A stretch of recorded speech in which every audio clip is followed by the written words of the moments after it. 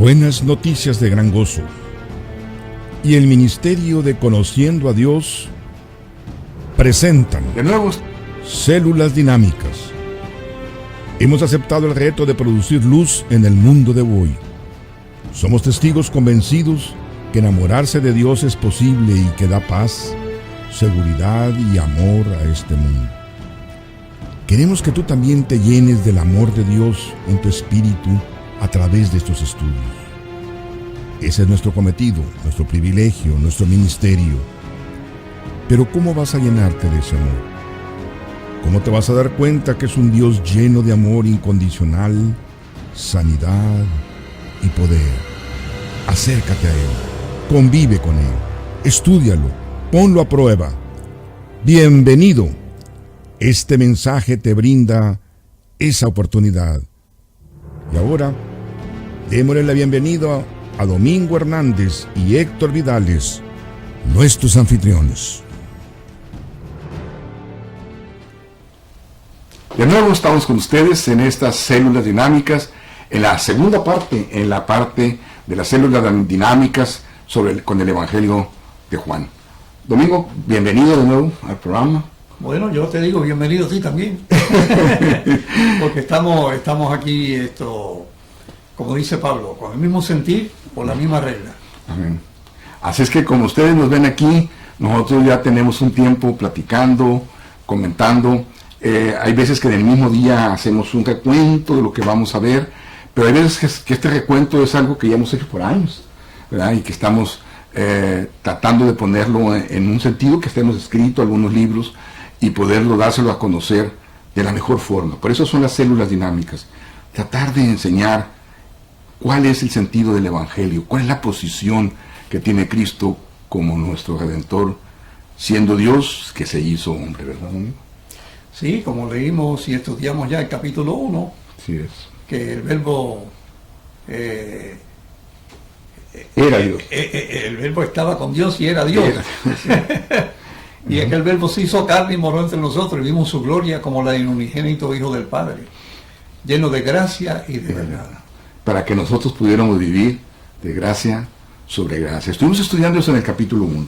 En el capítulo 2 hay dos eventos que vamos a analizar. Ya cuando dicen Juan 2, me imagino que ya se imaginan a qué nos vamos a referir, a las bodas de Canaán. Pero, lógicamente, no nomás la vamos a ver como un milagro. Muchas de las cosas que vamos a ver, sobre todo en el Evangelio de Juan, no lo vamos a ver para que no dar lo que Jesús no quería, las señales, sino qué significado tenían, ¿verdad? Bíblico. Acuérdense, estamos bajo el concepto de teología bíblica.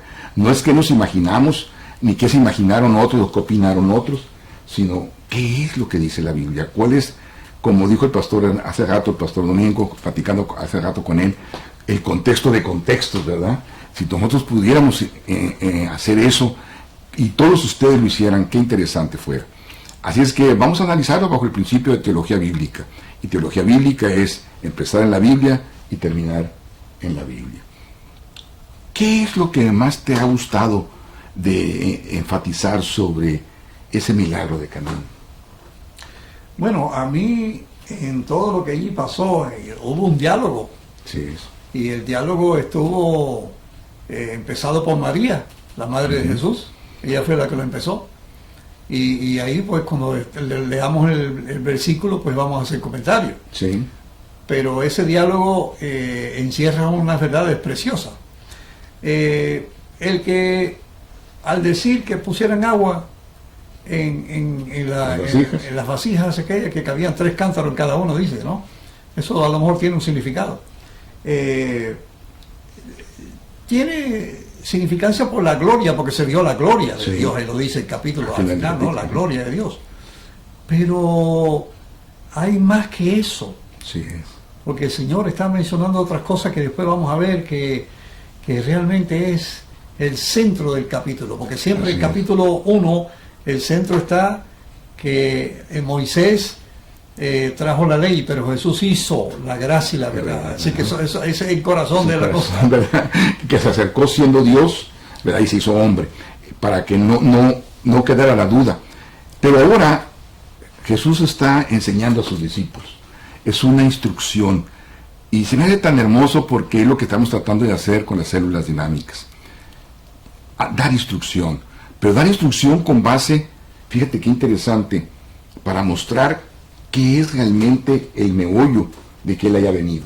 Como tú dijiste ahorita, lo vamos a analizar. Capítulo 2, versículo 1 en adelante. Al tercer día se hicieron unas bodas en Caná de Galilea, y estaba allí la madre de Jesús. Y fueron también invitados a las bodas Jesús y sus discípulos, recuerden eso. Y faltando el vino, la madre de Jesús le dijo, no tienen vino. Y Jesús le dijo, observen, ¿qué tienes conmigo, mujer? Aún no ha venido mi hora. Su madre dijo a los que servían, hagan todo lo que él le dijere. Y estaban ahí 6 tinajas de piedra para agua, conforme al rito de la purificación de los judíos, en cada una de las cuales cabían 2 o 3 cántaros. Jesús les dijo, echen estas tinajas de agua y las llenaremos hasta arriba. Entonces le dijo, saquen ahora, llévenselo al encargado de la boda, al maestresala, y se lo llevaron. Cuando el maestresala probó el agua hecha vino, sin saber él de dónde era, aunque lo sabían los sirvientes que habían sacado el agua, llamó al esposo y le dijo, todo hombre sirve primero el buen vino, y cuando hayan bebido mucho, entonces el inferior, mas tú has reservado el buen vino hasta ahora. Este principio de señales hizo Jesús en Caná de Galilea y manifestó su gloria, y sus discípulos creyeron en él. ¿Qué te parece? Eso está poderoso. Ahora yo quisiera no especular, sino tratar de indagar por qué María le dice a Jesús, porque Jesús con los discípulos fueron invitados. Así es. O sea que María vino porque o eran familiares o eran muy amigos cercanos y la invitaron, pero incluyeron a Jesús y sus discípulos. O sea, ya Jesús tenía un grupo de hombres que estaban en el área. No sé si habrá comenzado a esparcirse su fama y se sabía que hacía milagros, no sé, la Biblia no lo dice, pero ella viene a Jesús a decirle que hay un problema. Mira, se acabó el vino. Sí. ¿Qué es lo que María andaba buscando de Jesús? Bueno, por lo que hemos sabido y por el papel que tenía María, era una persona de un corazón sensible, ¿verdad? Yo pienso que ese mismo corazón sensible, sabiendo lo que Jesús era, le dice, están en problemas, porque representaba un problema muy serio. Cuando se ha estudiado el concepto de las bodas de Canaán, no tratar de hacerlo demasiado exagerado, pero dicen que era muy serio el hecho de la boda, lo que tenían que hacer, lo que tenían que dar, lo que no tenían que dar, cómo se debían de comportar, los momentos que se quitaban, se lavaban, los lavamientos, todo tenía una serie de cosas que iban hiladas. Entonces, lógicamente, podemos pensar, hay alguna explicación lógica de que María se conmovió, ¿verdad? Entonces le dice a Jesús, al que podía hacerlo, que si lo hiciera. Ahora entonces, una vez que Jesús la escucha, hay una declaración muy interesante. ¿Qué es lo que le dice Jesús a su mamá? Sí, ¿qué tienes conmigo? ¿Por qué tú vienes a pedirme a mí algo si no ha llegado mi hora todavía? O sea, probablemente eso quiere decir que él no había hecho todavía ningún milagro en ningún lugar. Por eso se cree que es el primer milagro. Por eso, ¿me entiendes? Pero no ha llegado mi hora. O sea, ¿será que le estaba ella diciendo, voy a ser tú primero? Sí, pero... Así que éntrale. Pero dice, no ha llegado mi hora. Sí. Pero fíjese que entonces, después le dice, pongan las tinajas con agua y ahora pruébenlo. No, ella le dice, hagan todo. Sí, a propósito, todo lo que yo lo pasé a propósito. Sí, okay. Yo lo pasé a propósito. Pero entonces, para poder enfatizar lo que él hizo, pues, ¿no? Entonces, es decir, aquí le dice su mamá, no, pero ahora cae sí. A mí me llamó tanto la atención eso, que estuve repasándolo y pidiéndole a Dios que me lo explicara.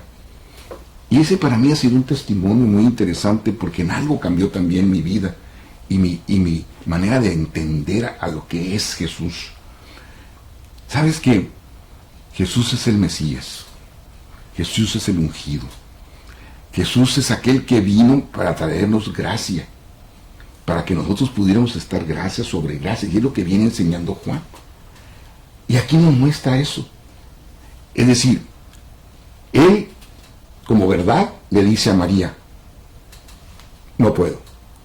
¿Verdad? ¿Sí me expliqué? Esa es la verdad. Él todavía no podía. Pero él estaba lleno de gracia.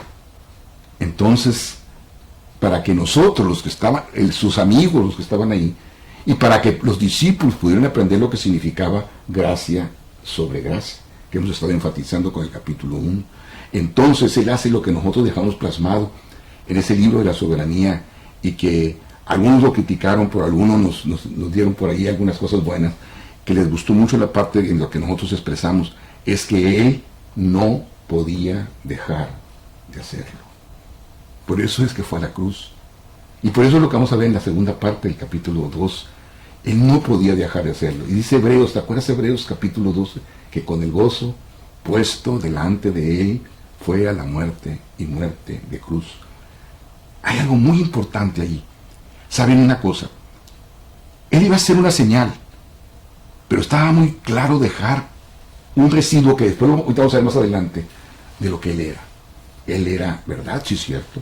Madre, no puedo, no es todavía mi obra, pero en él había lo que venía a ser, a verter su gracia. Y dice, háganlo. Y no más eso, sino que lo hizo. Lo hizo porque no podía dejar de hacerlo. Eso es para que nosotros entendamos no lo que él da, sino lo que él es. ¿Verdad? Así es que, ¿qué otra cosa tú podrías sacar de interesante de esa, antes de entrar a la segunda parte del capítulo 2? Sí, hablando de lo que pasó con el agua y Sí. que se hizo vino allí, Sí. y se hagan todo lo que él diga, ¿no? Exactamente, eso me gustaría que... O sea, eso es como decir yo no puedo hacer nada, Ujú, el que puede hacerlo es él, ujú. por eso le estoy pidiendo, pero lo que él diga, háganlo, no lo que diga yo, lo que diga él. Yo solamente estoy introduciéndolo como el que va a resolver el Sí. problema. ¿Te acuerdas el caso en la transfiguración, cuando Muy Jesús buen lleva a caso. 3 discípulos Ujú, sí. y están allí, y de pronto se aparece Moisés y Elías, y Pedro, como siempre, Pedro era el que salía, ¿no? No, tú eres el Cristo, el Hijo del Dios viviente. Haremos unas viviendas aquí. Mira, 3 casitas, una para ti, una para Elías, otra para Moisés. Y el Espíritu lo interrumpe Sí, y dice, este es mi hijo amado en el cual tengo contentamiento. Es lo que está diciendo María, hagan todo lo que él diga. este es, ¿verdad? Este es. Y desaparece Moisés y Elías, Sí. y ellos tienen temor, y se quedó Jesús solito allí y dice, a él oigan. Oigan. Amén. ¿Verdad? Eso es lo que queremos enseñar, es lo que estamos tratando de ver en esta célula. ¿Quién es él? Y fíjense que entonces lo conectamos a la segunda parte del Evangelio de Juan en el capítulo 2. Estaban cerca de la Pascua de los judíos y subieron a Jerusalén. Bueno, en la parte anterior dice que de ahí se fueron de Canaán, se fueron hacia Capernaum. Y luego dice, después, como está cerca de la Pascua, se subieron a Jerusalén. Eso es un dicho muy común, inclusive lo escuché cuando estuve por allá, a nosotros también lo debe haber escuchado. Vamos a subir, dice el guía, ¿no? Y me acordé de la palabra, ¿no? De las partes en la Biblia. Es que Jerusalén es más alto, ¿no? Jerusalén pues está en un monte. Bien, entonces dice que estaba cerca de la Pascua y subió Jesús a Jerusalén. Y halló en el templo a los que vendían bueyes, ovejas y palomas, y a los cambistas allí sentados. Y haciendo un azote de cuerdas, echó fuera del templo a todos, y las ovejas y los bueyes, y esparció las monedas de los cambistas, y volcó las mesas. Y dijo a los que vendían palomas, quiten de aquí esto, no hagan de la casa de mi padre casa de mercado. Entonces se acordaron sus discípulos que está escrito, el celo de tu casa me consume. Porque ellos creyeron que había citado un salmo, Salmo 69 creo. Y los judíos respondieron y le dijeron, ¿qué señal nos muestras ya que haces esto? Y respondiendo Jesús y les dijo, ojo, por favor, destruyan este templo, en 3 días lo edificaré. Dijeron luego los judíos: en 46 años fue edificado este templo, y tú en 3 días lo levantarás. Mas él hablaba del templo de su cuerpo, dice Juan. Y por tanto, observen también esto, que lo vamos a mencionar más al rato. Por tanto, cuando resucitó de entre los muertos, sus discípulos se acordaron que había dicho esto, y creyeron la escritura y la logos, la palabra que Jesús había dicho. ¿Qué te parece, no? ¿Te fijas si leamos el pasaje? Él estaba con sus discípulos enseñando, iban para un lado, y de allí se fueron a Capernaum juntos. De Capernaum va con sus discípulos ya, y va ahora sube a Jerusalén, porque iba a ser la Pascua, y allí sigue enseñando Jesús, ¿verdad? Y al enseñar se va al templo, y saca a los cambistas para mostrar una cosa, ojo, mucho ojo. Por ejemplo, en las bodas de Canaán hay una señal, esa señal vieron y creyeron, dice, la señal de convertir el agua en vino. Pero fíjense cómo los va llevando un poquito. Y ahora, ¿qué es el fondo de lo que les enseña? ¿Podrán eso ser una señal? ¿Podrán ustedes ver que yo saqué aquí del templo? ¿Será que estaba dicho, verdad, que el templo, la casa de Dios, esa era verdad? Pero fíjense muy bien, ¿qué les iba a enseñar a ellos? ¿Cuál era el meollo de lo que les iba a enseñar a ellos? Sí, cuando Jesús manifiesta la autoridad para hacerlo, porque se aparece un hombre allí que ni lo conocían, y hizo unas cuerdas ahí. Sí.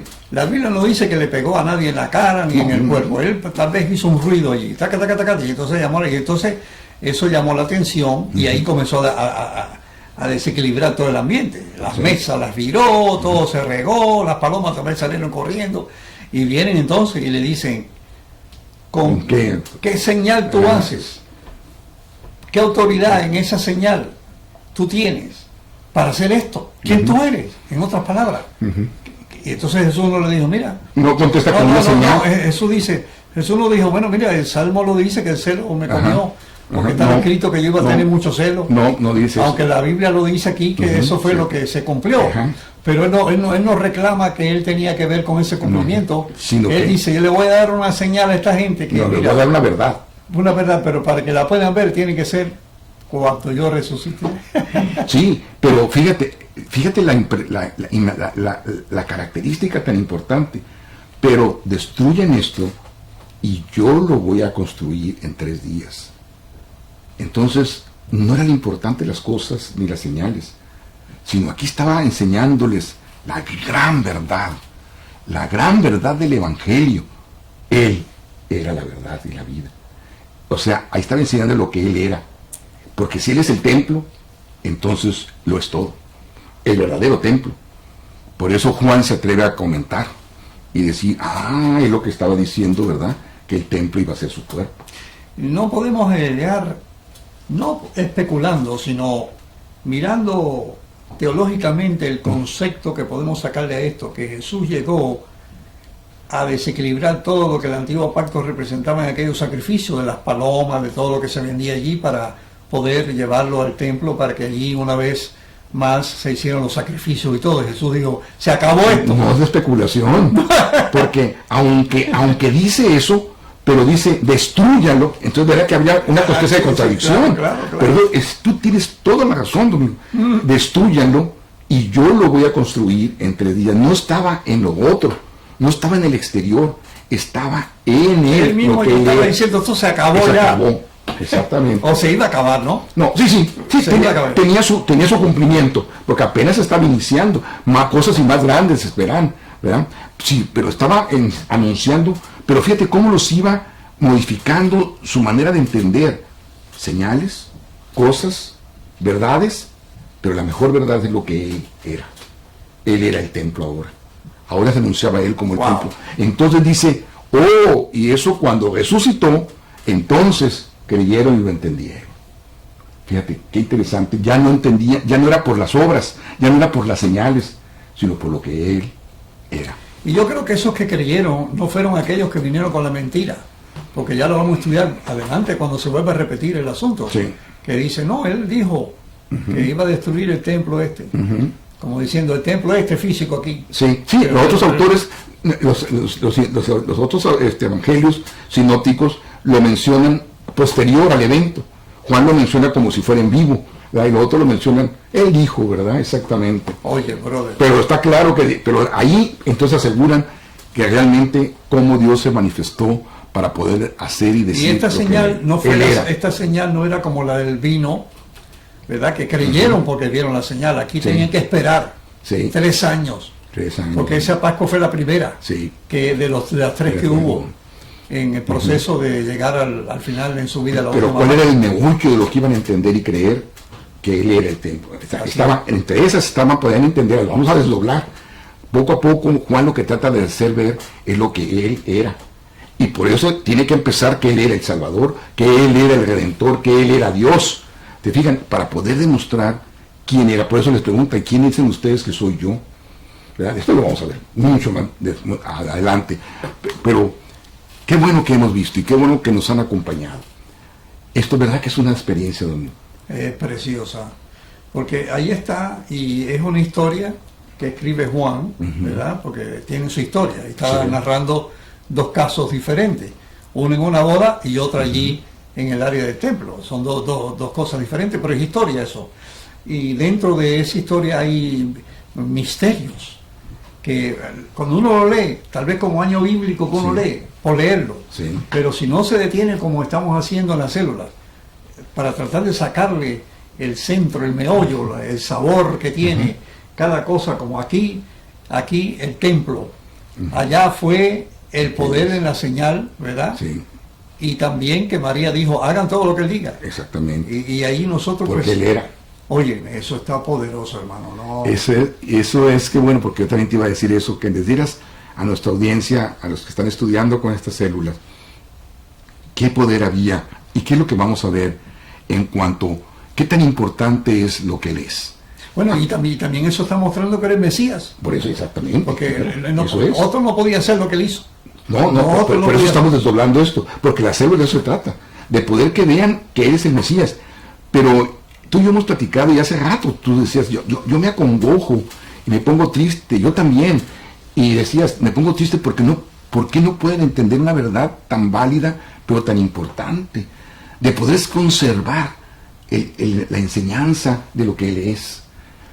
Por eso, amigo, qué bueno que los mencionaste y qué bueno que lo estás enseñando y yo me gozo de que quede plasmado en estas enseñanzas de esta célula. Es necesario que tú sigas conservando el camino, el hilo rojo que va a correr, Dios mostrándose lo que Él es. Porque puede dar, pero lo importante es lo que Él es, porque si Él es, entonces va a poder dar siempre. Entiendan, por favor, entiendan eso. Y fíjense muy bien en lo siguiente, lo que Él es. Recuerdan que si ya vieron las demás células dinámicas, nuestro versículo clave que tiene que ver con conociendo a Dios, por cierto, es por eso se llama nuestro ministerio, conociendo a Dios por lo que Él es. Esta es la vida eterna, que te conozcan a ti, el único Dios verdadero, y a Jesucristo a quien has enviado. El meollo de la vida eterna, no de tenerla, no de condición, sino el meollo por toda la vida, por la eternidad, es conocer a Dios y el anexo, el nexo del Mesías, del Cristo y a Cristo a quien has enviado. Conserven, por favor, ese hilo que corre desde un principio y va a correr hasta el final. ¿Te gustaría despedirte? Seguro que sí. Amantísimo Padre, Dios de los cielos, eterno, aquí hemos presentado lo que tu discípulo amado Juan escribió para plasmar en ese libro que él hizo. Señor, nosotros podamos hoy, después de tantos siglos que pasaron, tener la oportunidad y el privilegio de desmenuzar poquito a poquito cada misterio que están en estos capítulos para poder sacar una esencia que pueda perfumar nuestros espíritus que muchas veces están agobiados por falta de estos conocimientos divinos que nos elevan allí a tu trono. Sé con cada uno de los que ha mirado y ha oído este estudio en esta célula, con cada uno de los nuestros, donde quiera que se encuentren. Y aquí a mi hermano compañero, el pastor Héctor Vidales, en el nombre poderoso de Jesucristo. Amén y amén. Amén. Que Dios nos los bendiga, que regresen con muchas ganas a la célula número 3, que ya te imaginan, ¿verdad? El capítulo 3 del libro de Juan. Que Dios los bendiga ricamente.